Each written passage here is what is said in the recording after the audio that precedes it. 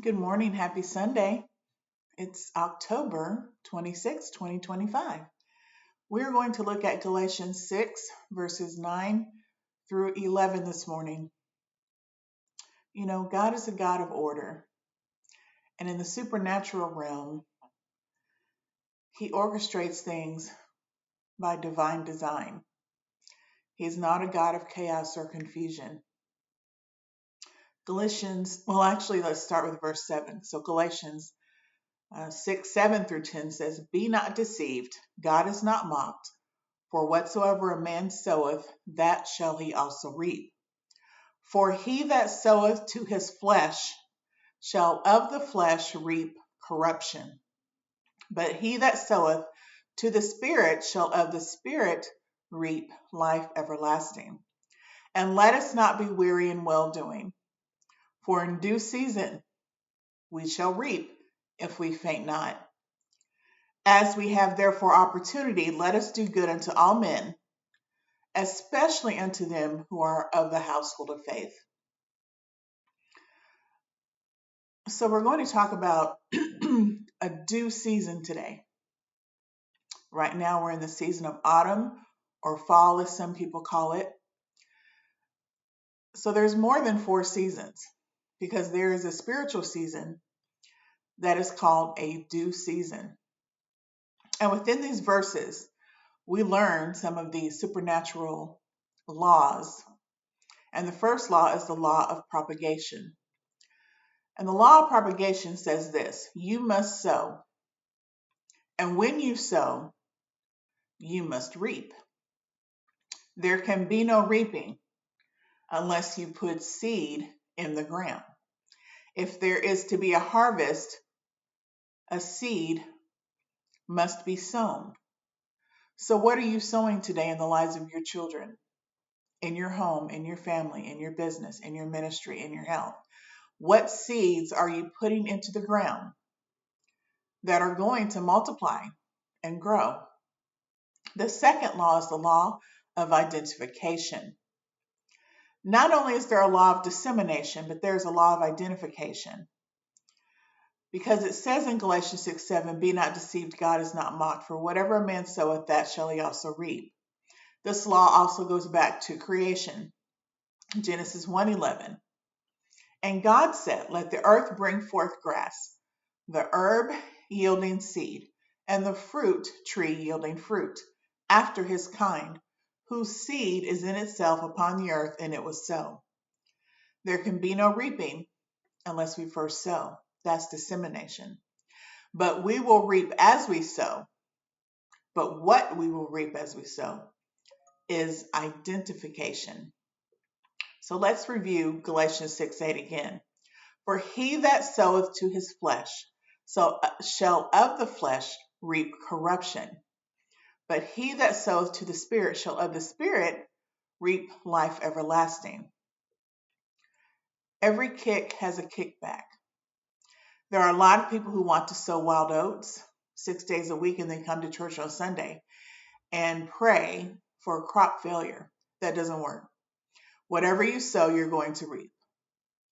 So if you've watched porn all week, you've cheated on your spouse all week, you've had shady business dealings all week, you've abused your children all week, you've lied to your boss all week, you will reap the rewards of that. The next law is the law of anticipation. We reap later than we sow. Okay? Every harvest has its due season. As soon as you put the seed in the ground, it does not spring forth fruit. It does not work that way. It will come later. Every harvest has its due season. Sometimes we reap almost immediately if God decides to give you a suddenly, but most of the time, it may take, weeks, months, years before you reap what you have sown. Certain trees, I believe it's the bonsai tree, that takes years to grow. It's one of the trees that grows in the Asian countries. I think that's the right one. Back in 1973, many, many, many decades ago. The people who began Temple Baptist Church had no idea what we would be doing today, but we are reaping the harvest of that church and of many other churches who sowed a good seed, anticipating that years later, decades later, churches would spring up all over. I grew up in the Church of the Living God, which had several churches all over the United States and a couple of other countries. My great great grandmother, who started that church, how could she have known the global impact that she would have had as a woman of color back in those days who started a seminary school, who started churches, who started businesses? How could she have known the blessing that God would have given her? And all of these other churches that started many, many years ago. And now there are just churches literally all over the world because of the work, the seed planting of the generals of the faith. In the law of anticipation, we have to learn that sometimes we have to wait. But during the wait, we cannot grow weary in well doing. I know that's not easy to do. Lord knows I'm in that boat right now where I am ready for my due season. I am weary of waiting, and yet I know God's timing is perfect. Let's look at Ecclesiastes 11:1. Cast thy bread upon the waters, for thou shalt find it after many days. Solomon would not send out his ships, he would trade. He was a trader, not traitor, trader, Trader. That was what he called casting his bread upon the water. Rather than consuming it all for himself, even though he was one of the wisest men in the world, or was the wisest and probably one of the richest, rather than consuming it all for himself and eating that bread, he sent forth ships.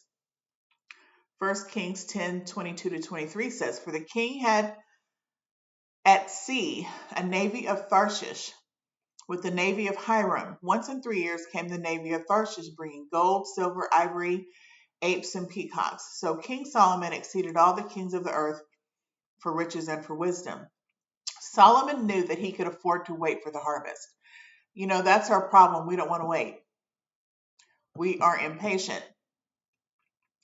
But God's timing is perfect. Just keep that in mind. You can be young and do foolish things when you're young. Lord knows I did them. Whether you're in high school or college, or you're just a young adult or a young parent, we all make mistakes. We also like to make excuses for the things that we do. Ecclesiastes 8:11 says, Because sentence against an evil work is not executed speedily. Therefore the heart of the sons of men is fully set in them to do evil. Sometimes, because we don't see it right away, we think that the law of harvest is not working. But here's what I need you to understand. God's spiritual laws always work. Always. They don't malfunction. Remember, it works against us or it works for us. It all depends on what we have sown, but it always works. Planting seeds. The law of multiplication. God subtracts many times. He subtracts things from our lives, but he is a God of supernatural multiplication. Not only do we reap later than we sow, that is anticipation, but here's something else. We reap more than we sow. That's the law of multiplication. It wouldn't make sense to a farmer unless the multiplication is in effect. What we sow is multiplied, and with God, it is intensified. So things can work negatively or positively. Let me show you how it works negatively. God warned his people through the prophet Hosea. Hosea 8:7 says, For they have sown the wind, and they shall reap the whirlwind. It hath no stalk. The bud shall yield no meal. If so be it yield, the stranger shall swallow it up. What does that mean? It means there is a law of multiplication and intensification. Now, negatively, if you sow to the flesh, if you keep playing with your sin, if you keep idolizing your idols, It's going to destroy you. I can remember back in the 70s when the sexual revolution first started, and everybody was sleeping with everybody, and people were having orgy parties. And, you know, I was around and witnessed all sorts of things that I'm sure my mother didn't even know I knew about. Um, but if we think about that and the rise of the Playboy magazines, the Playgirl magazines, and all the sexual things that were going on with the 70s when everybody was high as a kite, we are reaping those seeds that are planted now because we didn't nip it in the bud. We didn't try to nip it in the bud. We just let everybody be free. And because we let everybody be free, now we have, starting in the 80s, AIDS. And now we have even more sexually transmitted diseases that can never be cured. Now we have people claiming to have attraction to children and that it's normal and that they should be allowed to have and act on these sinful feelings. You see where I'm going?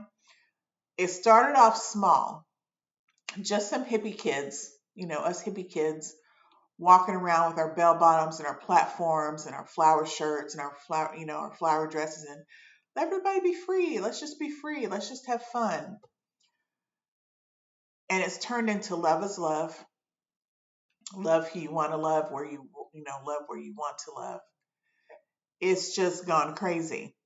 So we've sown the wind, and now we are reaping the whirlwind. We have a society, that's being destroyed by diseases that we can't cure.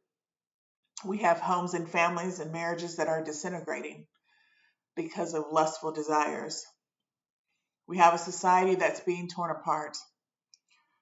We have children who do not know many times where their parents are, or they see their parents cheating on one another and they think it's normal. We can't turn on the television without seeing sexual, sensual things, or without hearing the name of God blasphemed, or with seeing wickedness flaunted right before our eyes. What has happened to us? In the 60s and 70s, we sowed the wind, and now in 2025, we are reaping the whirlwind. We thank God for the blessings that He has multiplied and given us more than we deserve. But do we really appreciate it? Because if we did, we would not return to our same sins and keep doing them over and over and over again. There's the law of participation. We often reap what other people have sown. John 4:37-38. And herein is that saying true, one soweth and another reapeth. I sent you to reap that whereupon ye bestowed no labor. Other men labored, and ye are entered into their labors. When you sit in your churches today and you enjoy the beautiful auditorium, the padded pews, you took no part in making that building, in gathering that church, that body of believers. Some of you never sacrificed. You just came and you sit, and you sit down. You don't realize what you're doing, but you are reaping a harvest where somebody else has sowed. Somebody else sowed into that church building, into that body of believers. That building, that group just didn't float down from heaven. It was sown. We all stand on the shoulders of other people.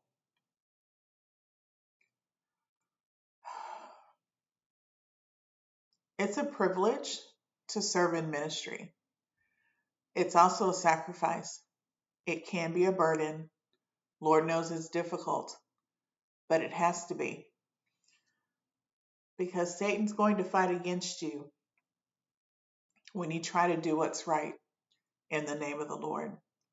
So understand this, there is a law of harvest.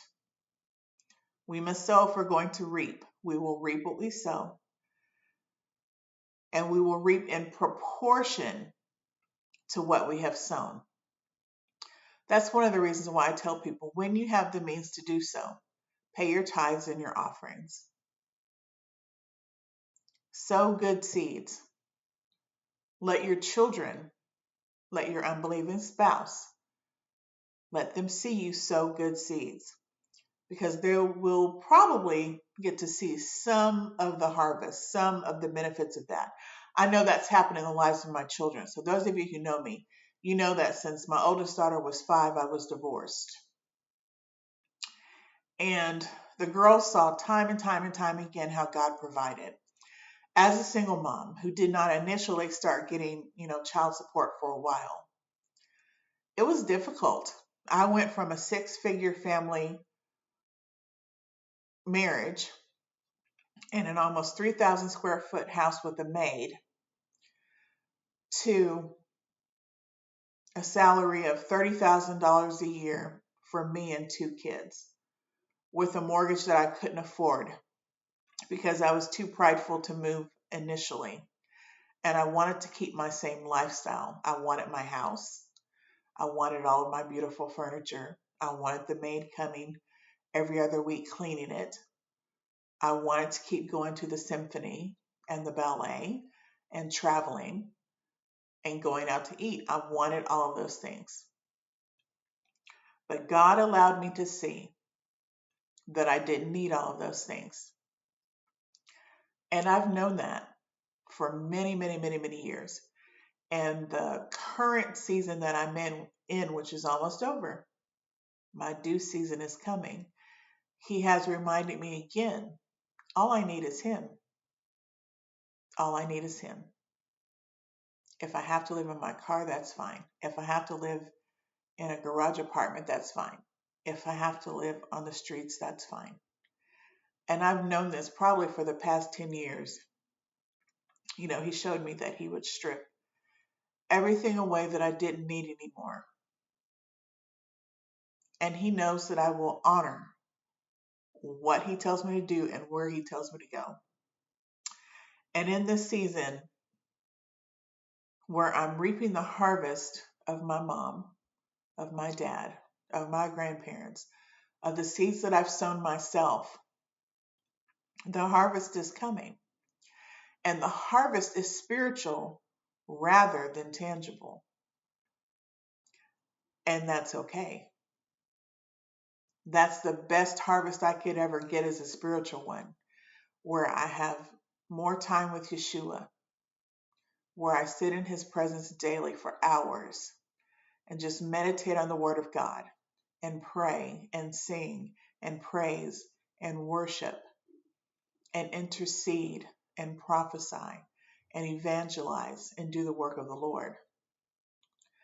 That's the best harvest I could have, other than the crown that I will receive in heaven, I believe. Maybe sow the good seed because of those who will follow in our footsteps. And my children have gotten to see over the years how God provides for me when things come against me financially. Some things, a few things I caused on my own just from stupidity. And some things were caused by other people or by the enemy to shut me down or to stop me from making progress. But either way, God always came through. And my daughters would say that. They were like, Mom, God really loves you. Like, He answers your prayers. Like, this is crazy. This is a miracle. But if He can do it for me, He can do it for you. And them seeing that was good for them. And they also see that God is faithful, that He's dependable, He's reliable, He's the same yesterday, today, and forevermore. They also saw all of these laws I just talked about from Galatians 6, multiplication, all of it. They have seen these laws in action.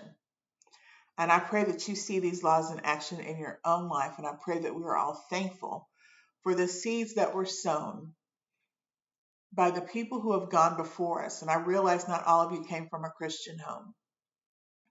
And so you may not have the legacy that I have of having godly parents and grandparents and, being a PK, a preacher kid, a pastor's kid, and having gone through life pretty much growing up in church. I realize a lot of you didn't have that. But somebody somewhere was probably praying for you and you may not have even known it. And now you're reaping that harvest. And I am reaping the harvest of sowing good seeds into other people spiritually. God is rewarding me spiritually. And as a prophet, somebody who flows in prophetic, I can't even believe I said that. I don't like calling myself that. God is providing a harvest of supernatural provision, of miracles and blessings, of time with Him, of revelation in the Word, with the opportunity to minister to others more and more and more. What more could I ask for than to be at the feet of Jesus? That's the goal. And I know we say be the hands and feet of Jesus, and we should be that, but more than anything, we should desire to be with Him at His feet at the throne of grace. Have a blessed day. Bye, y'all.